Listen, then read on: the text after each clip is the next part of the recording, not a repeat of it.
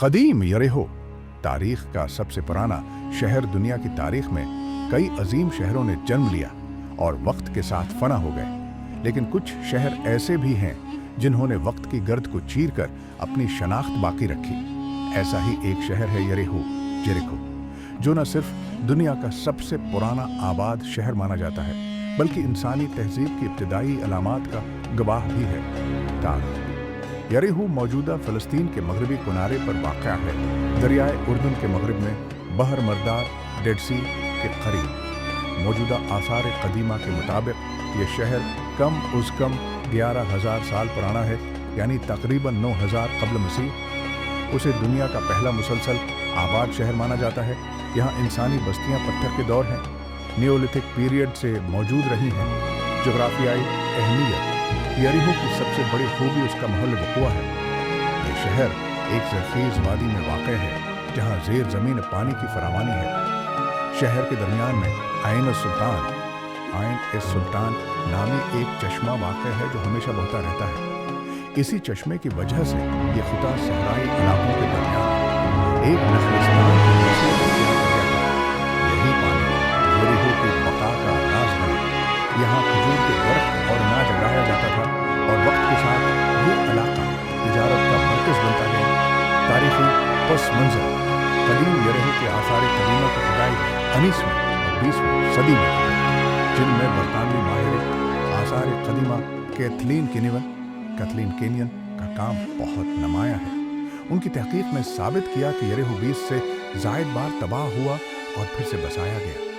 यरीहो की सबसे मशहूर तारीखी अलामत इस है कि फसीलें वॉल्स ऑफ जेरिको हैं, जो तकरीबन 18,000 क़ब्ल मसीह की बताई जाती हैं। ये फसीलें पत्थरों से बनाई गई थीं और दिफाई लिहाज से गैर मामूली थीं। उनके साथ एक बहुत बड़ा गार्ड टावर भी दरियाफ्त हुआ है, जो इंसानी तारीख के औलें दिफाई ढांचों में शुमार होता है। यरीहो और मजहबी रवायात। यरीहो को तीनों इब्राहिमी मज़ाहिब यहूदियत, ईसाईयत और इस्लाम में ख़ास अहमियत हासिल है। इब्रानी बाइबल ओल्ड टेस्टमेंट के मुताबिक हज़रत जोशुआ ने बनी इसराइल की क़यादत में इस शहर पर हमला किया। कहा जाता है कि जब बनी इसराइल के लोग 7 दिन तक शहर के गर्द चक्कर लगाते रहे और फिर नरसिंहों की आवाज़ पर नारा बुलंद किया, तो शहर की दीवारें खुद ब खुद गिर गईं। इस्लामी रवायात के मुताबिक भी यरीहो एक अहम मकाम है। कुछ रवायात में हज़रत ईसा अलैहिस्सलाम का यहाँ से गुजर होना बयान किया गया है, और बाज़ के मुताबिक हज़रत रहा है मूसा अलैहिस्सलाम की वफ़ात से कबल वो यहाँ के करीब को ही माउंट नीबो पर आए थे। सकाफती और तमद्दनी करके कदीम यरीहो के बाशिंदे ज़राअत से वाबस्ता थे। गंदम, जौ, खजूर और दीगर अजनास उगाते थे। उन्होंने मिट्टी के बर्तन बनाने, अनाज महफूज करने और मकानात तामीर करने में ख़ास महारत हासिल की। उनके घरों की बुनियादें पत्थर की और दीवारें मिट्टी की थीं।